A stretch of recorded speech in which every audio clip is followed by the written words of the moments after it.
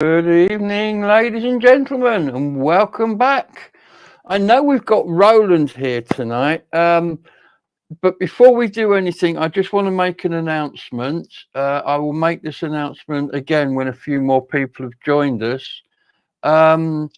Bernie's here. Good. I've 5 minutes, 10 minutes before the show went live tonight. I heard that Merlin, who some of you will have seen on the show, collapsed in the street tonight. So we're all very concerned. We don't know what's going on. If I hear anything during the show, I will let you know. And I will, when a few more people are in who may know him, I'll let them know. How's Jeff tonight? How you doing, bud? I'm good. I'm good. I'm glad to be back. I'm in Beaver Dam, Ohio, in Eastern Time Zone. I'm thankful that I'm out of New York City. It is very, very, very sad about Merlin. I wish him the best. As do we all. As do we all. I mean, I was sitting at the cafe drinking chai latte, waving at him about half an hour before this happened. Apparently, it happened about 2 o'clock. That's when I left to go to the store after I'd spoken to you. So I don't know, but we're hoping he's okay. We're hoping he's okay. So yes, so Jeff, I mean, it says it in your caption, buddy. You've had an interesting 4 weeks since everybody's last seen you. Do you want to tell folks what's been going on? It has been very interesting. I've been to Dallas. I'm just coming back from New York City now. I drove this truck across the George Washington Bridge. It's been a very harrowing week, but I'm headed west now, and I'm very happy. Roland is with us tonight. He says, my cat is back after 26 days missing. I think that's wonderful. Oh, it is. When your cat goes missing, it's horrible. It's happened to me. I hate it. Oh, I wonder why he decided to go on a walkabout. I wonder what was. Don't know. I mean, I'm presuming it's been neutered. If it hasn't been, it probably went on its pushy walks. I don't know.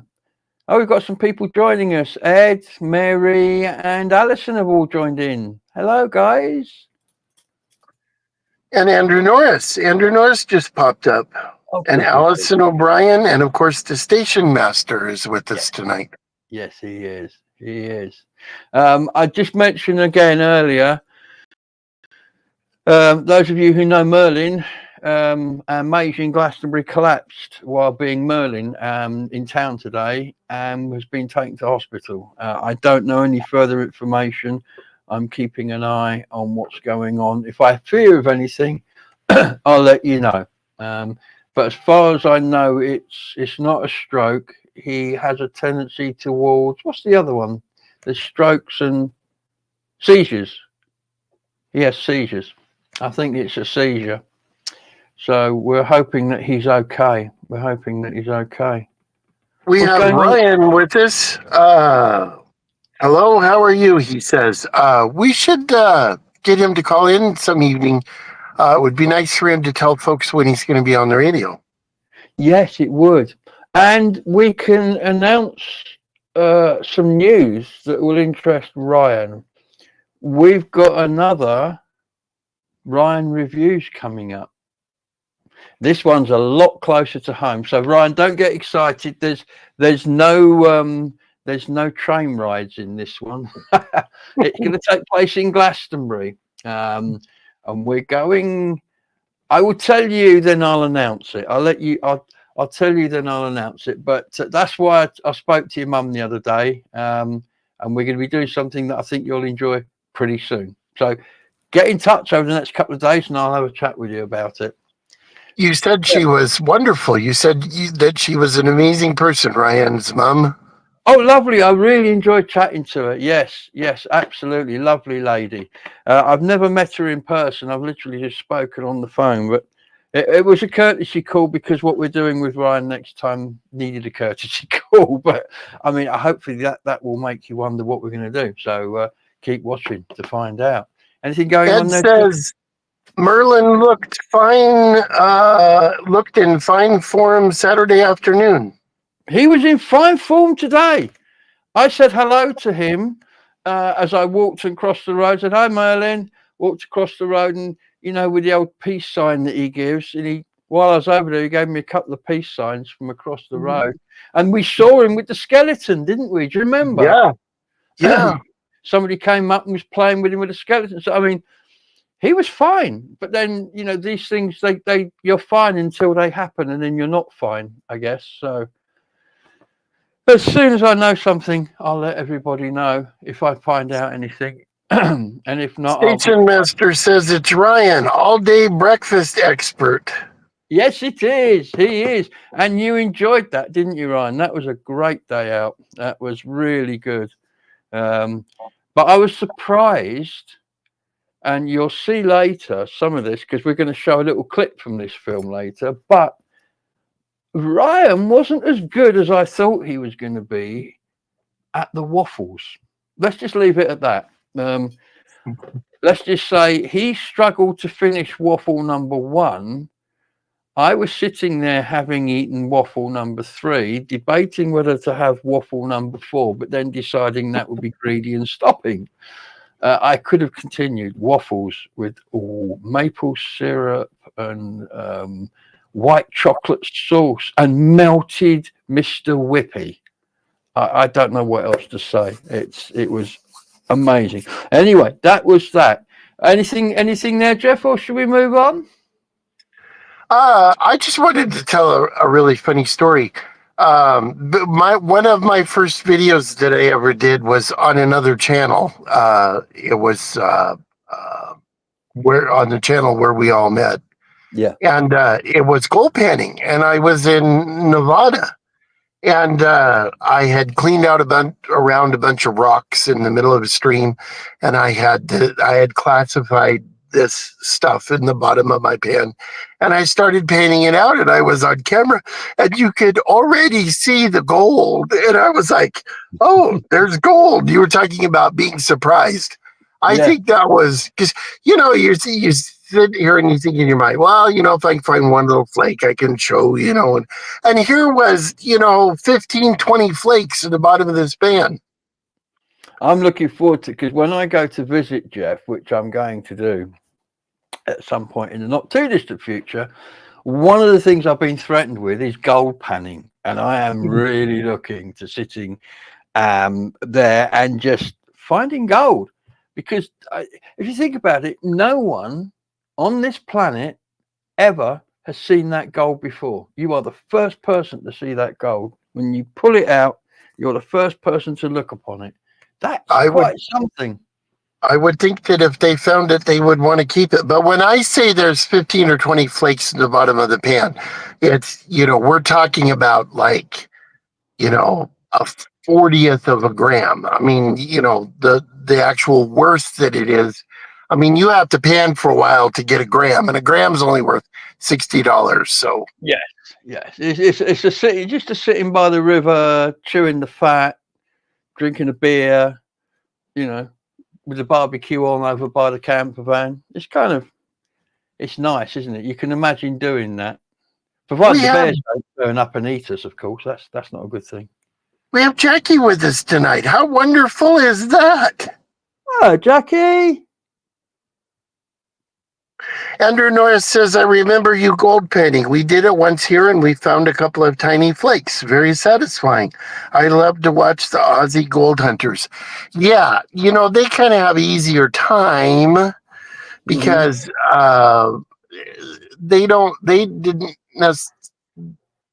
they've had a lot less people traipsing over there looking for it. So they have a little easier time than we do here.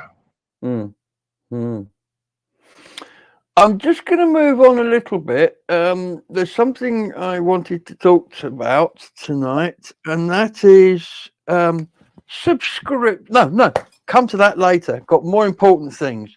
Tonight, ladies and gentlemen, big drum roll, boom, is the last Tuesday live show that Jeff and I are going to produce. But instead, we're going to produce a live Wednesday show. Everything else is going to be the same. It's going to be called Tales from the Tour, and it's going to go out on a Wednesday, on the opposite Wednesday to our friend Bernie, who has his show on the alternate Wednesday to us. It's done for several reasons. One is continuity, because some of their viewers come over here, and if they're used to getting in front of a screen on a Wednesday, that makes life easier. Certain viewers, I mean, Barry, who hopefully will be joining us. Oh, Barry's here already. Barry is here. He does things. Hey, Barry, on a Tuesday, which meant we didn't always see him, but apparently Wednesdays is better for him. And I believe the same is true for Ernie, who I don't think has joined us yet. So hopefully we'll get a couple of our regular people coming in a bit more often on a Wednesday. Hopefully nobody minds. If anybody has an objection to moving it to a Wednesday because they're not available, do let us know. But hopefully, hello, Poppy. Poppy's come to join us. I do hope that works for everybody. So that's that. So as of next show, we'll be on a Wednesday, but I'll give you plenty of warning, and I'll put shorts out and other things to go out as well to remind you. Right then, the other thing I wanted to talk about was subscriptions. Now, I hate asking for subscriptions and subscribers because everybody on YouTube does it. It's boring. But sadly, if you want to be on YouTube and you want to get anywhere, you've got to play by the YouTube rules. And that means you are governed by these things called, what are they called? Analytics. Analytics. All the analytics and all these algorithms. I don't think anybody knows what the algorithms are. People claim to know, and they sell you great big courses on it. But I don't know quite how it works. But what I do know, and it's a known fact, the more subscribers you get, the more YouTube puts your videos out to other people, so the more people can see you. It's not to do with making money. You don't actually make money from subscriptions, and it doesn't cost you any money to subscribe. It's not because it's a subscription. Some people think, oh, I've got to pay. No, you haven't. It's totally free. You just simply click the subscribe button. So what we're going to be doing over the next few videos is we're going to try and gently ask people to subscribe, because the more they subscribe, the more people will see our videos, the bigger the channel can get, the more we can do. And the more we can do makes the more our videos more interesting. It's like that. You can't do anything about it. You have to play it or not. So that's all I'm going to say. But do expect some gentle reminders. And if you're watching this and you're not subscribed, do go ahead and subscribe, because our analytics tell us 18% of our viewers are subscribers. So that means, what's that, 18? That means 82% of the people who watch our videos don't subscribe. Now, if just 20% of you subscribed, oof, my best video that I ever did as far as numbers was Miss of America, I believe. I believe it was Miss of America. And the last time I looked, it had made 40 pence. Yes, we don't make a lot of money. We don't make a lot of money. People think that you make millions of dollars out of this, and it simply is not the case. If I get £30 a month out of YouTube, I'm doing well, and that's when I've had lots of videos. So it's not a money thing. It's just we want to build the channel. My payment for this isn't the money. The money just enables me to do it. My payment for this is when I get on a coach, or I get on a train, or soon I get on a plane and I go somewhere and I visit stuff, and I see things that I wouldn't have seen had I not been doing the channel. I love doing all that stuff, and I want to do more, and people will hopefully want to watch me doing that. So I think for me, the thing that makes me want to do videos is the comments, when you have people that come on there and they say, I've never seen wigwam burners before. I didn't even know these things existed. And Yeah. it was just interesting your perspective. What that they were part of your history, kind of thing. Those kind of comments, I really enjoy. And of course, you've got an interesting story to tell us later on that, in fact, quite soon, that people probably don't know. And yet it's something that everybody thinks they know about. But actually, when it comes down to it, they don't. In fact, Jeff, shall we cut to the chase? Would you like to tell us what you were going to tell us? And I'll start this bit of video in the background. Yes, let me catch up on the comments first. Go for it. Anna Eyebright is with us tonight. She says, "Hi, Gabriel and Jeff." Sweep the Cat said, "Did you see the metal detectorists who found coins in Somerset? They are all rich now." Yes, it was bought for, is it 4.3 or 43 million pounds for the state? It was Saxon. It was a Saxon coin hoard. Absolutely huge pile. Barry says, "Sorry to hear about Merlin. Hope he is better soon." Andrew says, "That will make things easier to remember. Wednesday it is." Oh, we have the Wandering Ponderer with us tonight. Yes, thank you, Bernie. Although as I watch this, I am in bed. Our Ponderer has been very under the weather. I've been very worried about our Ponderer. He makes videos. He didn't put one out this week because he's been ill. Puts videos out on Saturday. I really like his videos. He is somebody like me that makes videos about something that you would never really ever think about. And he makes them like I do from the perspective of this is what this is and this is what this means to me. They are very enjoyable. His videos are usually out on Saturdays. Excellent. Yes, and I'm not sure. Is he planning one for this week, or is he not recovered sufficiently? I believe that he filmed one today, and I know what it's about, but I'm not going to tell. Okay, that's cool. Sweet the Cat's joined us. Hey, how you doing, bud? And we got Sergeant Sweep. There's a bit of a sweep theme going on here. Yes, joined us. Sergeant Sweep. I've never seen that. Welcome. I hope to see you again. Yeah, absolutely. Barry West says your videos are always informative, Jeff, especially your stories of early America. Well, you might enjoy the story that I'm about to tell in the next few minutes. Yeah, because what happened was Jeff and I were chatting. We chat every time, all the time. And we were talking, and Jeff often goes off on a monologue and tells me stuff that I don't know. And this particular time, I said, "Jeff, that's brilliant. Can we make a film?" And then Jeff came back and said, "Well, we could do it on the show." So I've put some generic kind of footage together, and Jeff is now going to tell you a story that you didn't know. Jeff, over to you. Well, the story that I wanted to tell, I just want to take a couple of minutes and tell a really quick story. Before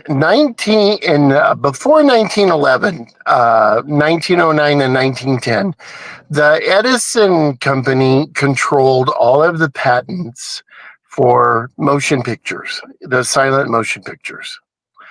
And they were extorting lots of money for each film that people were trying to produce. And if you didn't pay them their royalties, they had roving gangs that would go and break up your equipment and beat you up and all that.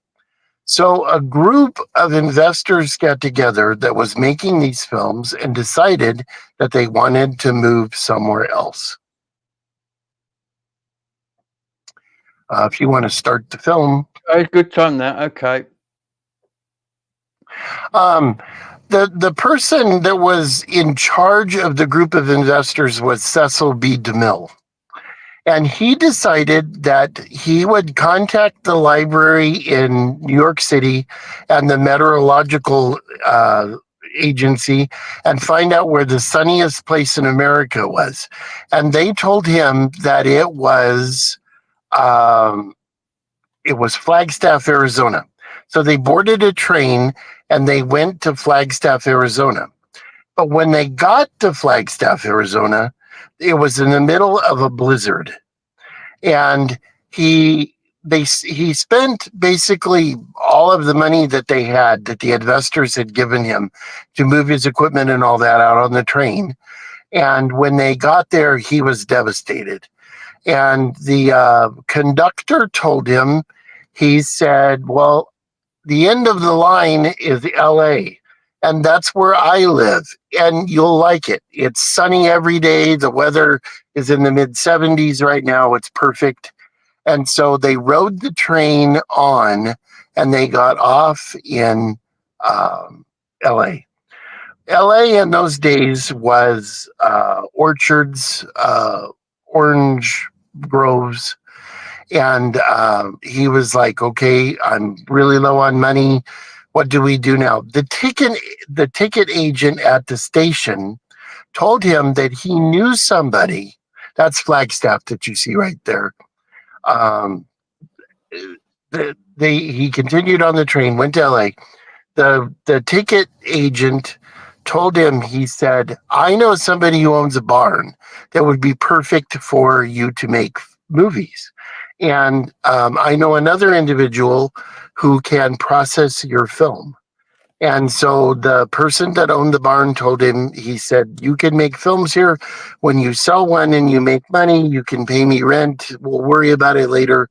And that is how Hollywood was started. And the first full-length film that they made in 1911 was The Squaw Man. The place that Hollywood movies would have been made if they would have gotten off the train and it would have been sunny, would have been Flagstaff, Arizona. Excellent. I'm sorry, ladies and gentlemen, I kind of put that together and it didn't work very well, but interesting story, and kind of, so it developed from there, didn't it? That was the first film, that one that we showed the clip from, that was made there, wasn't it? Yeah, The Squaw Man. And the people in the area loved the movie makers so much because, you know, they paid the extras to be in the movies and, you know, they were good people to have around, that when the people came from back east to attack them or to, you know, rough them up as they had in the past, the people in the area rode them out of town on a rail. They basically went and beat them up, put them on the train and sent them back. Yeah, absolutely. I think we're getting more new people joining us, aren't we, Jeff? It's getting quite busy in the comments. Yeah. Station Master says, just looked at my analytics. 37% of my viewers are subscribers. Oh, that's quite high. That's quite high. Apparently where I am is quite normal. 20% is quite normal. So Ryan says, well. I will be in Glastonbury in town tomorrow. Wednesday, what Glastonbury Gabriel doing tomorrow? And the clocks go back this Saturday night into Sunday. How are you, Jeff? Boy, that's a lot all in one. I'm fine, Ryan. We don't set our clocks back for quite some time. They keep playing with when we do it. Yes, it moves around, doesn't it? And I will be in town tomorrow, Ryan. I'll give you a call and we'll meet up and I'll explain what's going on. I'm going to move it along unless you've got anyone in the comments there, Jeff. No, I can catch up in a minute. Go ahead. Okay. I want to show you a bit of a film. Now, as you know, the Glastonbury Mural Trail here in Glastonbury was 5 years old, and there was an auction, not an auction, a show, which commemorated that, and I put videos out about it. During that show, there was what was called a silent auction. The idea is some artists gave some work, and you could go in, write your price on the card, put it in the box, and when the box was opened, if your bid was the biggest, you won it. So that was open the other day, and it was quite exciting for me as well. I want to show you what happened. Here we go. When you find me back at the whatever wonderful Heart of the Tribe, because today is a magic day. Today is the day they open the box for the silent auction. I'm expecting Kim to turn up at some point very soon, and we're going to go and see who's won what. Here's the silent box. This is the reason we are in fact here today, because we are going to open, well, Kim is going to open this, and then we're going to see who the new owners of all these paintings, who the lucky owners are.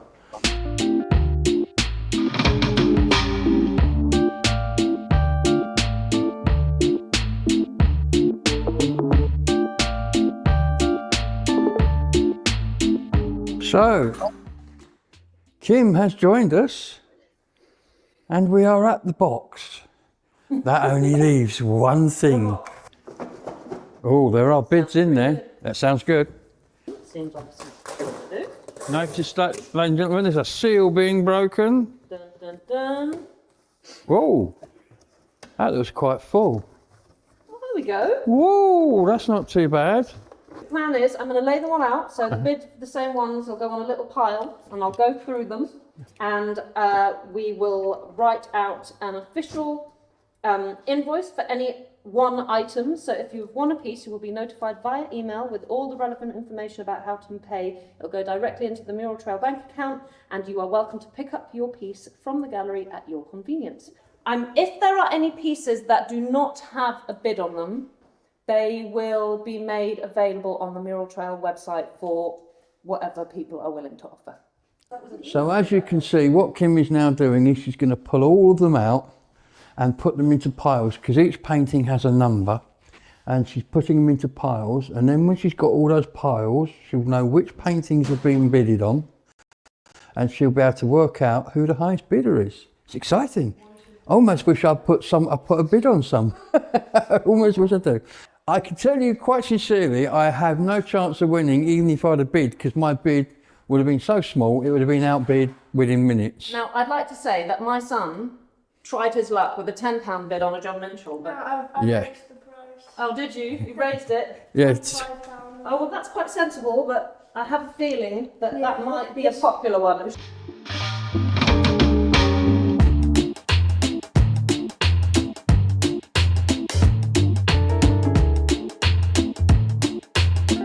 now this, obviously, ladies and gentlemen, has the words letters NFS next to it. It's yours truly. I suspect the John Does will be very popular, as I expect the Swallows here. Well, do you know what? So far, we have nothing for the store. I would like to complain. What's wrong with my artwork? There's nothing on these. Not yet, no. No way. Well, maybe you have to put in your first come first served bid on these as soon as Ooh, we're at the end, because maybe they're still going to pop up. there's a thought. So can you just show us, for the record, which ones haven't been won Okay, so or bid on that are open that now? are open and available are this lovely screen print here, Yes. the print of the leaves here. So this is a Faye Susanna, this is a Sophie Ray. This is an original, by the way, original variation screen print. So it's similar to some others, but it is unique. This is a signed print by Inky, a very famous Bristol graffiti artist. This one's been bid on, so is that. Two original sketches by Hazard One, the lady who painted the mural at the end of Benedict Street. We have Grape Head by Scrapyard Spec. I actually really like this one. I like that one, yeah. I might You have should, to I think bid you- my yeah. stuff, hadn't I? Yeah, I think you should. This is not available, that's been bid on. So then we have, these are all tape. Oh, we have a print of some gladiolis here, framed print by Faye Susanna. And we have this lovely original by Sim. Oh, This surprises me. Why because I didn't heard that some go? People talking about, well, that's my. I think what happened in some cases that people didn't put a bid on because they thought that there was no point because they'd be outbid. We still have this tongue by John Mason. We have my swallows. nobody took your Swallows. Oh, And we have this It's actually, it's called Stop Your Black Clock Crying. It's by Capo. He's a graffiti artist from London. And people who are into hip hop culture will Know who that is. understand what's going on there. Well, there you go, ladies and gentlemen. That's it. So that was exciting. And there's some stunning artwork that you could pick up for giveaway prices. I can't understand it. I mean, why these swallows didn't go, I don't know. But I think I know where they might be going. Anyway, thank you very much for coming along. I hope you enjoy that. And I hope if you bid and you won and you're successful, you and your painting have a long and wonderful life together. Well, ladies and gentlemen, the reason I'm standing up is because I'd like to show you this. Recognize it? And I would also like to show you this. I actually have the pair of the paintings to go on my wall. They're going to go in here. And I would like to thank somebody, I'm not going to name them, but somebody who is in the chat room tonight and watching this channel actually paid for me to buy these as a Christmas present. So thank you very much. Thank you very much. And as it mentioned in the video there, Kim actually is going to be selling the paintings that are left, and there are a few left, for the whatever you want to offer. So if any of those pictures, when you watch that, you fancied, if you contact Kim at Heart of the Tribe and tell her the name of the painting and give her your bid, you know, she said to me, you know, someone offers a £5 or a £10. You're the first one there, your bid will be accepted.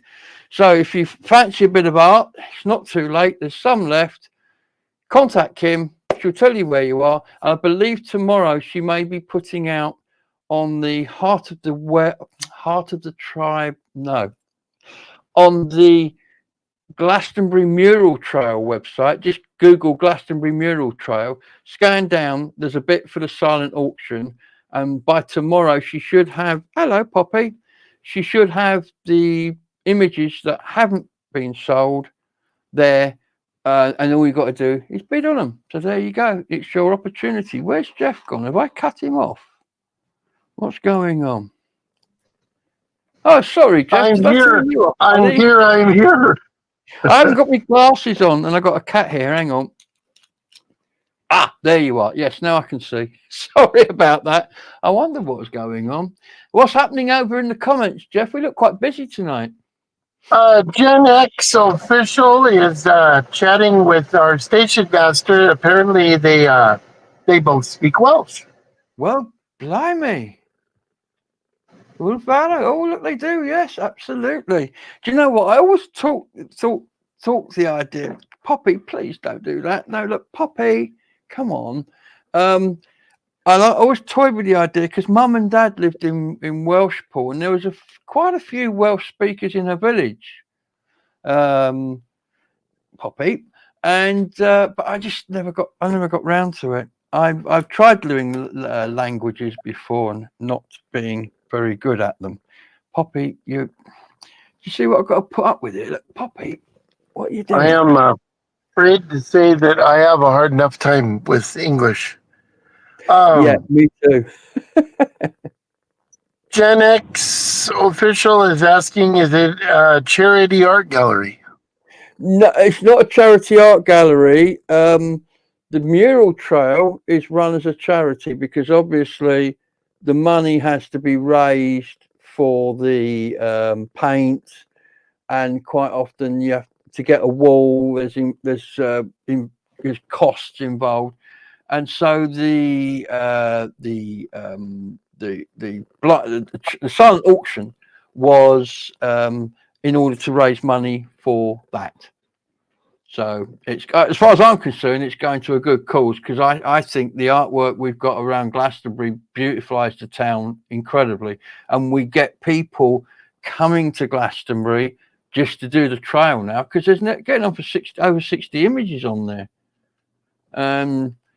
And you know, the quality of the artwork on that trail is in cases breathtaking. And I think it's a great thing for the town, and it does a lot to bring people in. Therefore, I support it 100%. So, yeah, hopefully. And thank you again for my Christmas present. You know who you are. You appreciate it. And Jeff has been sorted out as well. So thank you I for have that. been. I You have been. I've Yes. been sorted out. Really? You've been sorted out. You didn't even know, did you, buddy?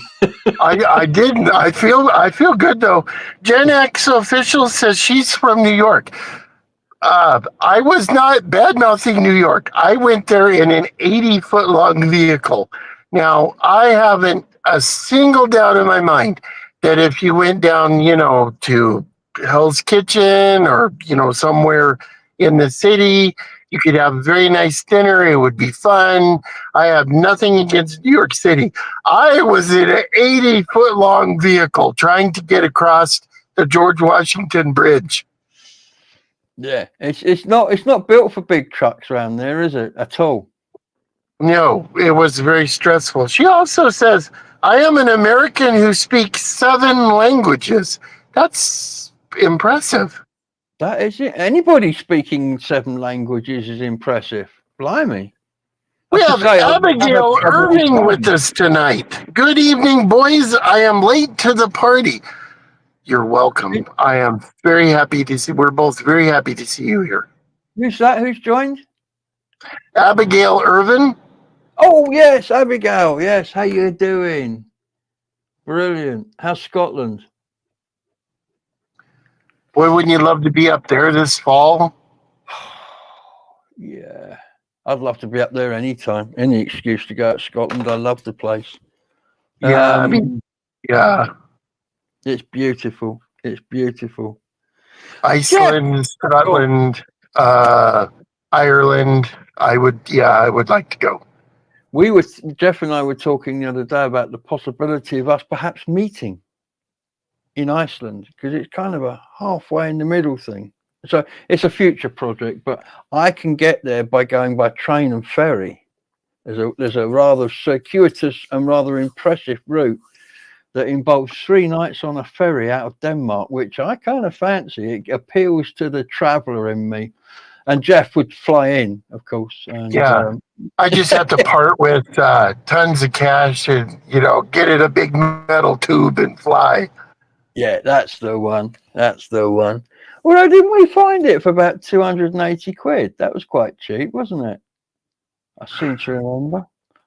I don't know how much it cost. I'll believe it when I pay it and they hand me a ticket.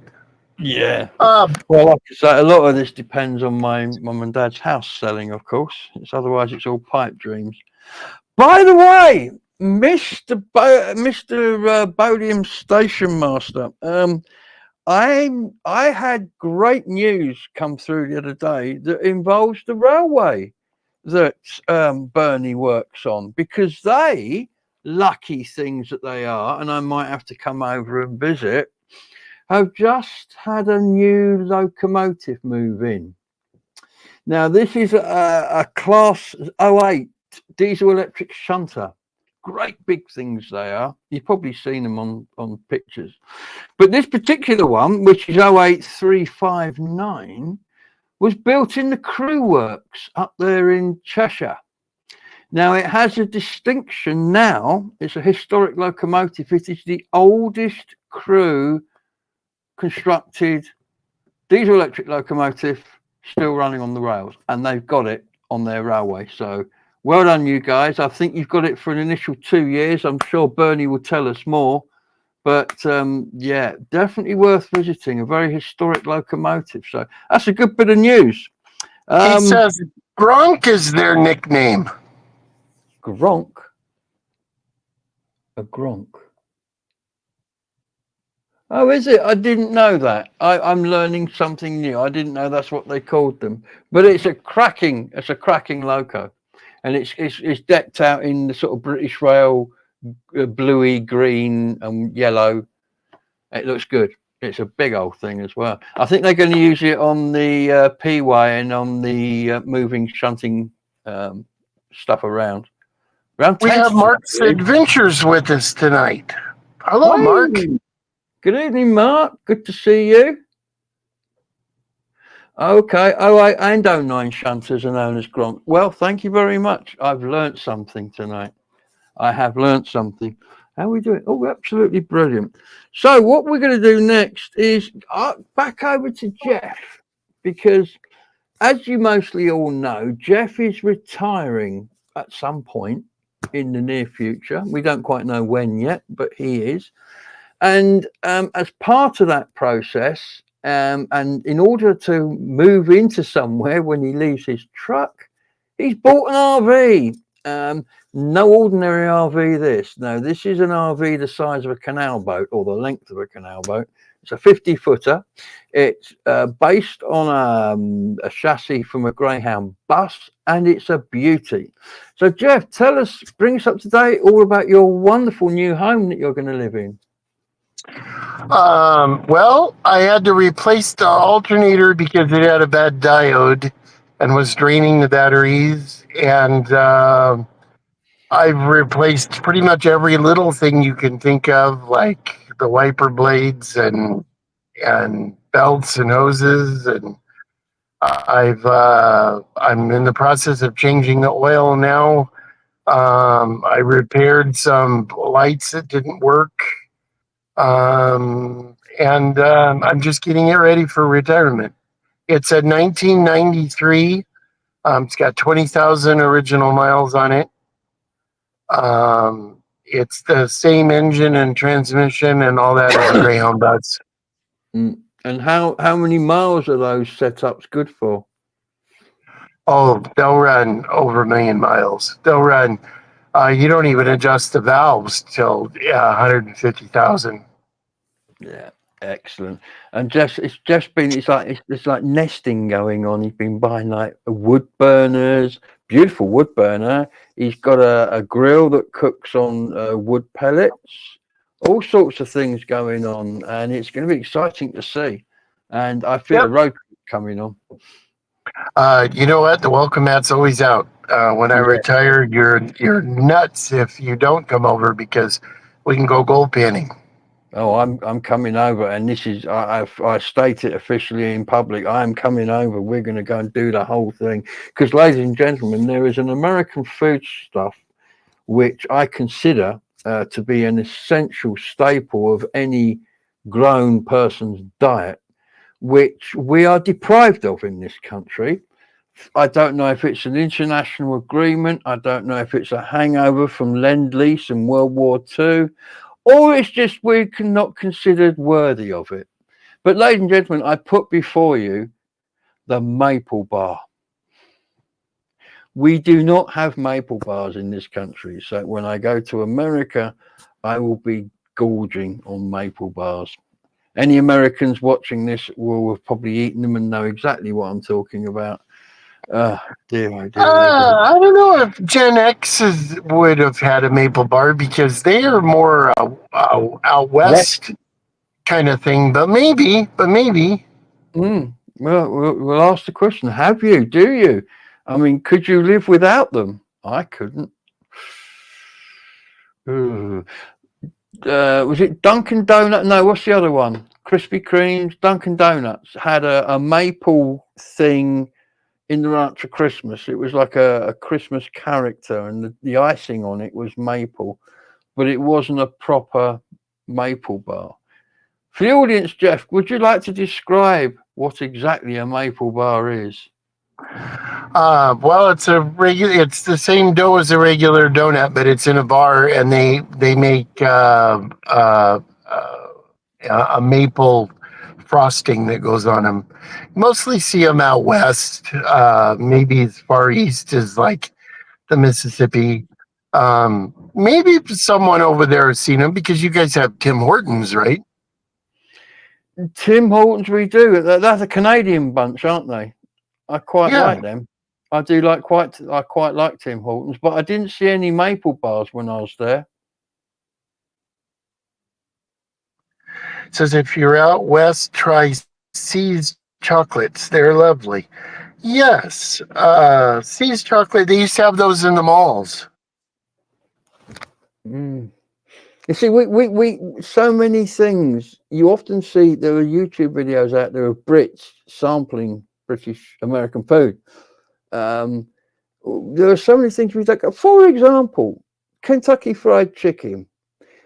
Over in America, they do a thing called a pot pie, which apparently is one of the best things in there. We don't get pot pies. I don't know why. It's bizarre. But there They are you very go. tasty. If I go to Yeah. Kentucky Fried Chicken, I want pot pies. They are very good. And they also, you can put them in the fridge and microwave them. They're just as good the second day. Yeah. Talking about food can lead us in only one direction, I fear.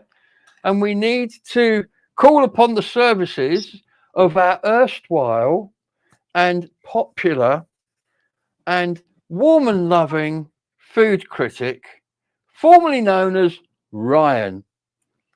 And Ryan has been reviewing again. Now, this time we thought we'd go a bit further afield because Ryan likes going on trains. So we went to Exeter. And when in Exeter, we visited Brodie's. Now, if you know Brodie's or you've been to Exeter, you know what's coming. But basically, it's an all-you-can-eat breakfast joint run by a lovely guy called Tristan. And you go in and you pay a set fee, which is about the normal price for a breakfast these days. And for your money, you are allowed to just keep going back. Eggs, bacon, black sausage, beans, sausages, vegetarian sausages, poached eggs. You can just go back as many times as you like and fill in your plate. Then the really special stuff comes in because they also have pancakes and waffles. And you'll see they have the sauces are hung in bottles from this rack. And it's like milking a cow. You have to squeeze this thing, hold your dinner on it. And anyway, I'm going to show you what Ryan made of it. Now, if you enjoy this, the full length version is out. It came out last Friday, but here's a shorter version for the purposes of tonight's show.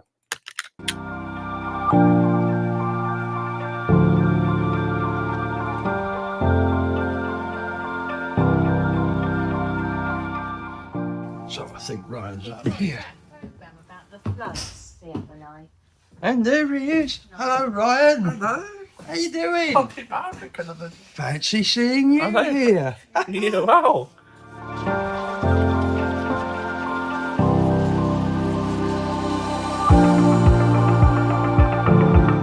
So, Ryan, we're in Bristol now. We better get off, haven't we? We better up in a minute, haven't we? Go that way. Yeah.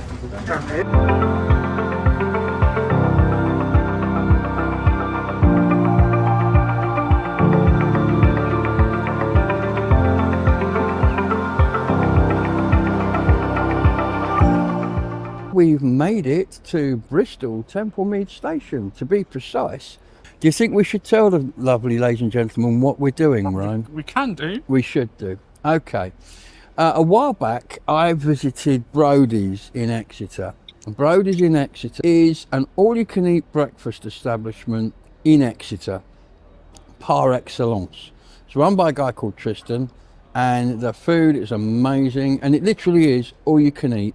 They have toasters on the tables, and they have waffles and pancakes and a Mr. Whippy machine. What's not to love? So I thought, what better than to come back with our very own food critic, Mr. Ryan Chapman. How are you today? Not too bad. We got good weather, haven't we? Yeah. Good. So we're going to head on down to Exeter now on the 11:45, which is going to take us that way.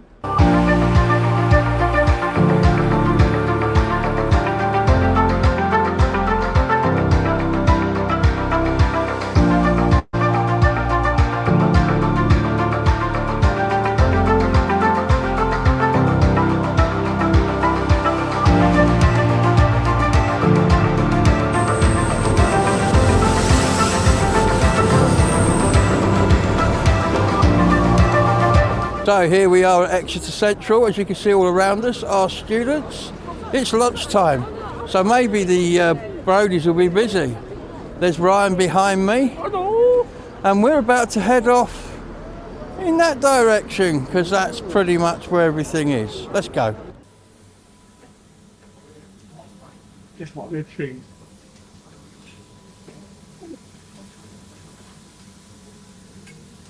No. You want me?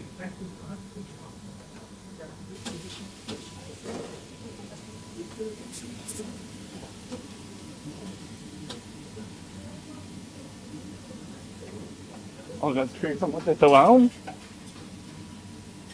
I could choose anything, couldn't I?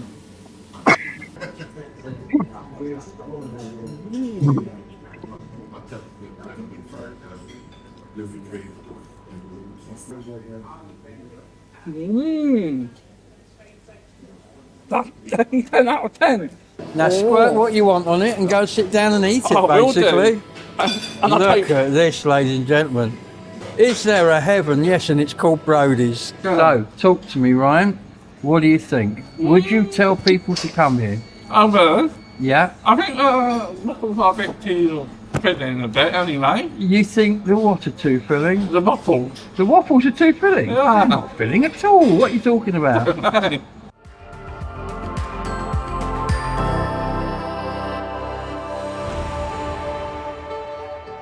Rowan, what were your thoughts? I thought it was lovely food. Mm-hmm. And then quite, I enjoyed the pancake, Mm-hmm. but it was nice food. And you're going to go back? Yeah, I might go back with my mum anyway. Go back for more. So what would you tell anybody thinking about going there to eat? Give it a 2 thumbs up. You would definitely say go. Yeah. Well, there you go. It's official. 2 thumbs up. You got to go. In fact, I believe Ryan's going back with his mum. Anything happening in the comments there, Jeff, while that was on? Ryan says, I wore my black coat today, and he says, thank you for taking him to Exeter. And Station Master says Exeter Central is but a shadow of its former self in terms of tracks and platforms. But glad to see the main building is well preserved. Yes, it is. But what it does have still is the incline from the London and South Western Railway, or Southern, down to the Great Western at the other station down by the river, St David's. And it is I believe, still the steepest incline on any rail tracks in Britain. It's very steep, and you can hear when you're coming up to Exeter from St David's, those diesel multiple unit engines are revving really hard and working to get up that hill, and yet coming down they're just like coasting. You can tell the difference blindfold. Yeah, it is. It's a lovely station when you get up top. The wooden walk bridge across with the glazing in it, you can see that in the main field. That's still all there, and there is a ton. If you go up to the Castle Hill, which is to the right of the station, as you look at it, you can go. There's a park there. You can go in, and you can go up, and you can look down, and you can see the extent of where that station used to be. I mean, it was a major interchange, because those trains actually went on to Plymouth at one point.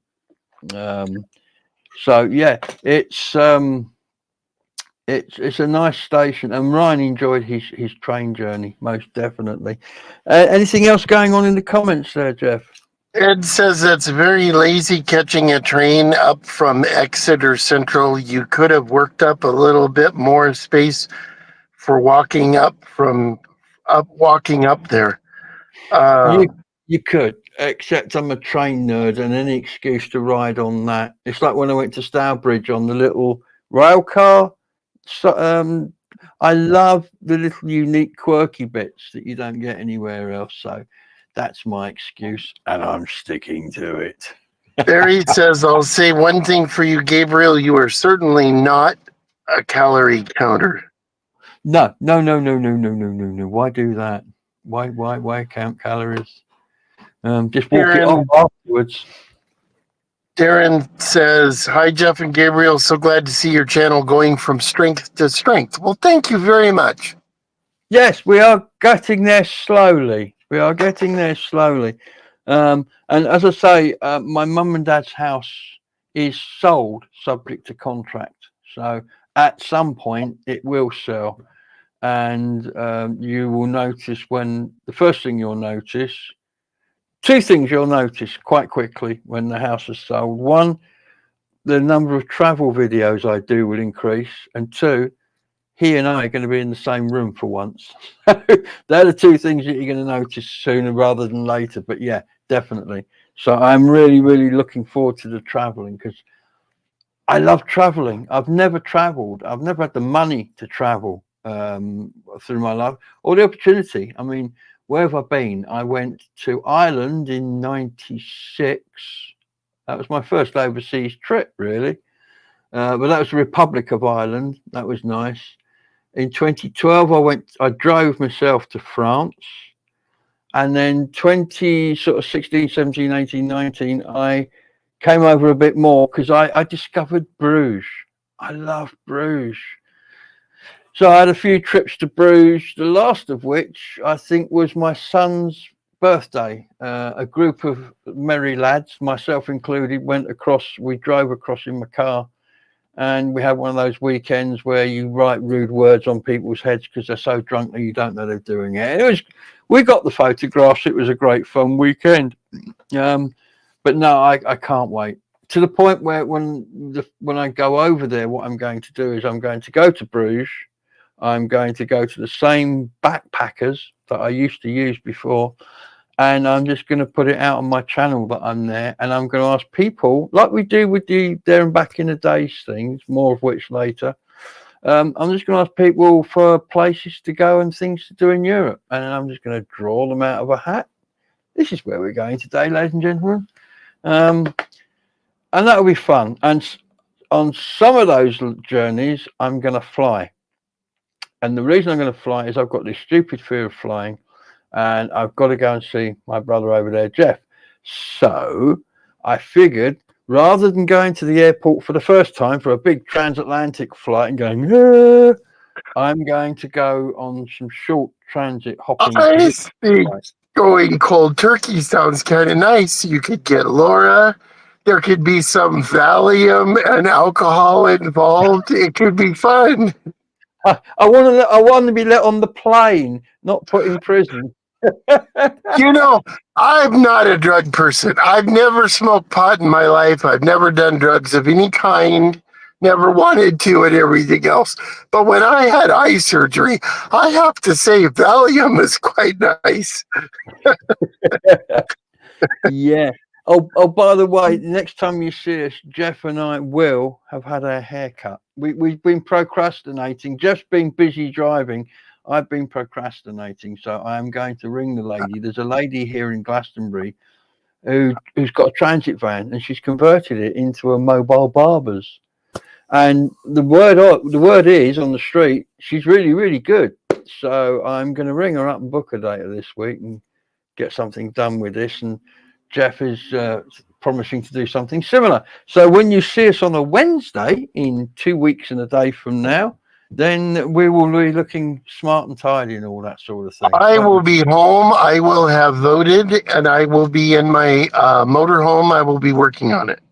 Absolutely. Maybe we could even get a bit of film footage update. I will take you guys on the whole tour, live and now. Station Master says that's a treacherous incline and curve to boot. I believe there is an outer home signal before the top. Wouldn't want to get stopped at it. Show them, tell them about your secret weapon for walking up these hills. Who's pardon? Your secret weapon for walking up these hills. Your secret weapon for walking as far as you do. Your Romeos. My Romeos, yes. Do you know what we were talking about these today? Let me give it 2 seconds. This, I had to take it off because I wear them all the time. This, ladies and gentlemen, is a Romeo. Pooh. This is a rather odoriferous, shall we say, Romeo. Romeos were shoes worn by lumberjacks in the West, on the west of the Rockies, when they weren't out lumberjacking. When they were out lumberjacking, they wore great big high leather boots that went up their legs to protect them from the sores and stuff.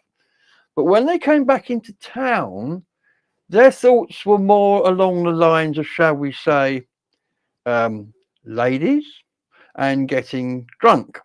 So rather than walking around in what was almost leather armor, they had these shoes, and they're called Romeos because obviously they were coming in to be romantic. And as a shoe, there is nothing more comfortable. We've got Dave the Ponderer in the audience there, who apparently doesn't take his off either. These come off when I go to bed, and that's about it. This is a Vibram sole, ladies and gentlemen. But look, if I show you, can you see how warm the heel is? Can you see that? 45 degrees wear. These do miles and miles and miles, and they are the most comfortable shoes I have ever owned. Jeff, tell the audience a bit more about these, because you know more than I do. Well, I of course grew up on the West Coast, and the loggers, they all wore Romeos, and I grew up wearing them. That's what we wore to school. You wore Romeo shoes and black Frisco jeans and a Ben Davis shirt. And you people in your videos, as far as you walk, I've sent a few pairs over there because they're the most comfortable shoe there ever. I mean, yeah. Yeah. And if you're doing a travel show on YouTube, they're just perfect. You haven't got laces to worry about. They're slip on. They're just brilliant. Do you remember that Canadian TV show that you watched, Letterkenny, with those crazy people in Canada? Oh, them. Yeah, they're crazy. Abigail says, Gabriel, my family are in Letterkenny. We traveled lots there and then moved to Italy and then back to Scotland. I didn't know there was actually a town named Letterkenny. I know that on the TV show it's a fictional town. Yeah, maybe. Well, I didn't know that either. That's a great show. I mean, it's very British humour, is all I can say. It's quite wacky and out there, and some of the characters. It reminds me a little bit of the Fast Show, and I found it very funny. But if you want to look that up and go and watch some, you're more than welcome. How are we doing, Jeff? Because we're kind of on time now. Ponderer says, I will have my haircut done in honor of you lads. Thank you, Ponderer. Good man. Yes, we should sponsor ourselves getting our hair cut, shouldn't we? Gen X, it's been great having you here tonight. Please come back on Wednesday week. She said she subbed. She said she subbed. Oh, good on you. Thank you very much. That's appreciated. And yeah, do come back. Bring others. We want to try and build this and get this going. And don't forget, we didn't really do it tonight, but you can send in your own films. If you've got a bit of something on your phone you want to send in, please do. We do have this, which is our number. And it looks like not that one. It looks like that. You can call us on that phone at any time when we're on the show, and come through and have a chat with us live on air. Maybe you want to talk about something. Maybe you don't. But yeah, join in. We want to try and get this to. There we go. We want to try and get this. It's your show. We sat in and done all the talking tonight, but why don't you have a go? If you want, you can join me and Jeff on the screen here. We've got some interesting people coming up soon, hopefully. We have an indoor, we didn't get to show the video tonight, but we do have an indoor skate park, where they take young kids as young as 3 and teach them how to skate and scooter and stuff.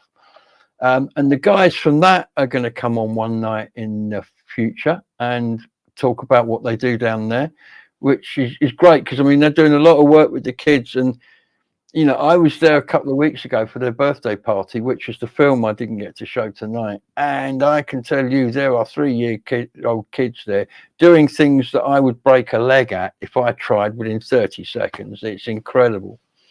So yeah, more things to come, but do feel free to come back, bring other people, join in, start a conversation, come on screen, talk to us, send us films, do all those things. And let's make this show your show as much as our show. Jeff, Maybe we can talk Gen X into coming on live on the show next time. that'd be nice. If Gen X, if you want to come on and say hi, let us know. We'll send you an invite and you can come in and have a chat with us. That'd be brilliant. Allison O'Brien says, I would love to do online video. Gabriel, there you go. There you go. Give us an email. We'll sort something out and get your video up. If you've got some videos that you want us to show, the email address is glastonburygabriel@gmail.com. Beg your pardon. Here it comes. Look, to glastonburygabriel@gmail.com.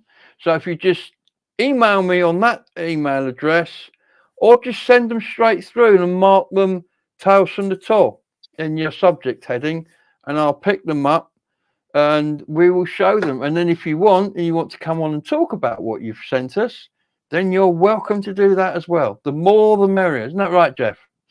It is. Station Master says, I think having this show and the Village Hall Social on Wednesday will complement each other nicely. Station Master, you are a class act. The world is a better place for having you. Absolutely. Totally. Well, ladies and gentlemen, on that, I guess we're going to wind down because it's 6 minutes past 9. I've not eaten yet. Jeff's actually going to go and do some more driving towards his eventual destination. So we're going to get off and do our thing. You're going to get off and do your thing.